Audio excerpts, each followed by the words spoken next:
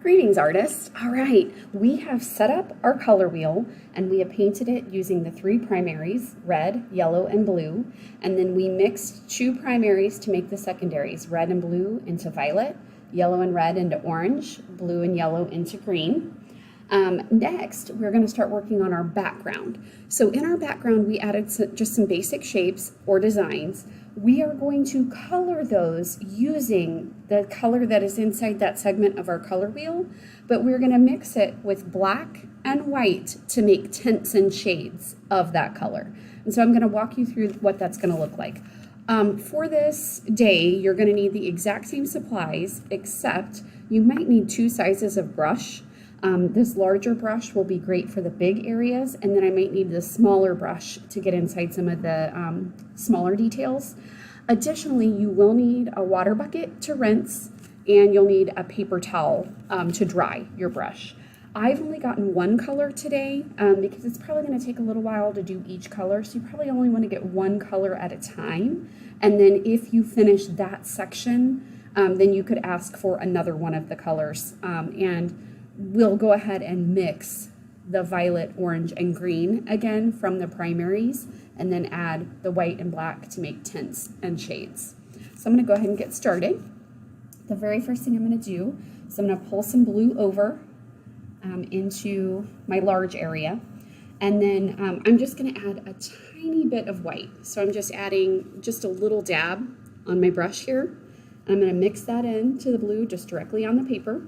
So this is going to make the color lighter, and when I add white, that makes it light, and that is called a tint in art. So I've made it just a little bit lighter than the primary blue. I'm going to paint all the way to the edges, and just like usual in art class, if we paint all the way to the edges on our paper, it is going to get on the table. That is absolutely okay. Accidents are always okay. We'll clean up after ourselves at the end of class. We just do not want to paint anywhere but our paper on purpose. Accidents are okay, on purpose is not. I'm going to scoot my water out of the way a little bit so I can reach this segment here. All right, next, I'm going to work on another tint. I'm going to go inside this area right here. I'm just going to put down a little of the blue that I already had, but I'm going to come back and I'm going to pick up even more white. So I'm going to add a pretty good glop of white. So I have more white than blue, really. The only blue that I had for this segment was already in my brush.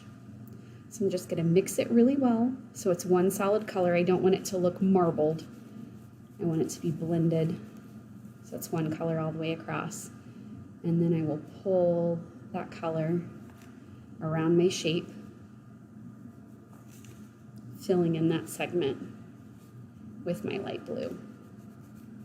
All right, next, I am going to go ahead and wash my brush because I have really, well, actually I take it back. I'm going to paint this area with one more tint of blue, but I'm going to come over here and I'm going to wash my brush out because it has lots and lots of paint in it. And even though I'm just painting another tint, I want to make sure that I don't have too much paint for that segment. So I'm going to come over and just grab some more white. And I'm going to mix that in. So this section is going to be mostly white with just a little hint of blue.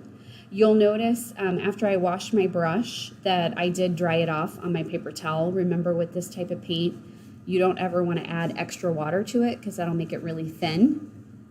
You want it to be nice and solid on your paper, not see-through. All right, so I'm going to wash my brush out real well in my bucket. Scoot it over a little bit so you can see. Remember, when I'm done washing, I kind of wipe it on the inside, and then I come over here and I pull it so it's dry. If I have any paint on my paper towel, that tells me, whoa, you did not get that clean enough. Try again. All right, so for my, I started to use my thick brush, but I actually don't want to, so I'm going to wash that, dry it, and set it aside. For my last two segments, I'm going to make a shade, and that would be blue with some black. For that, I'm going to switch to my small brush because this area is smaller. I'm going to add just a little dab of blue on there and then a tiny bit of black. I really don't want to add that much black because it is very powerful, you'll notice that this color is super dark, even with that just tiny bit of black that I added.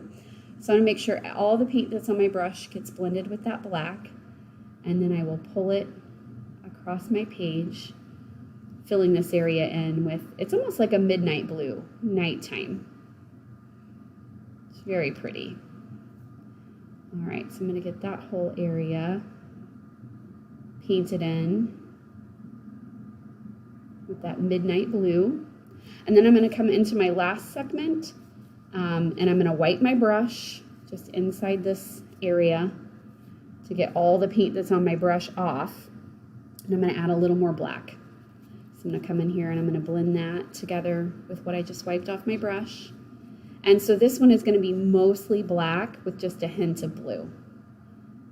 So I'm gonna come in and then start pulling my paintbrush across the paper.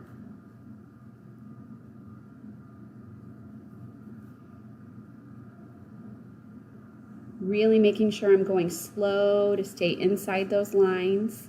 I may need just a tiny bit more paint, so I'm going to grab a little blue first, and then a tiny dot of black. Mix, mix, mix, mix, mix. And then I can use, I'm kind of using my paper as a palette. I'm mixing directly on my paper. I personally feel like that wastes less paint, because then I'm not accidentally spreading it out on my paper palette. I'm just going to blend directly on my paper and then move the paint around from there. So you'll notice that this segment, like I mentioned earlier, it's mostly black with just a tiny hint of blue. That is exactly what we were going for. And it's going to be here next to our segment that was a tint or white added to blue, and it was mostly white with just a hint of blue. So we've got our lightest blue here and our darkest blue here. So the background section, again, is going to be monochromatic. That means one color, but we're going to use white and black to make different variations of that color. So in this segment, I used blue. I started off with blue and added a tiny bit of white to make it lighter. I added a little bit more white to make it even lighter. And then I added mostly white to make my lightest tint of blue. I washed my brush, and I switched tools to my smaller brush because I had smaller areas. And then I came over here and I added some blue with a tiny bit of black. And then I added mostly black with a tiny hint of blue. So the segment here, these are a monochromatic version of blue. So you'll do that exact same thing with all your segments in your background. Happy creating!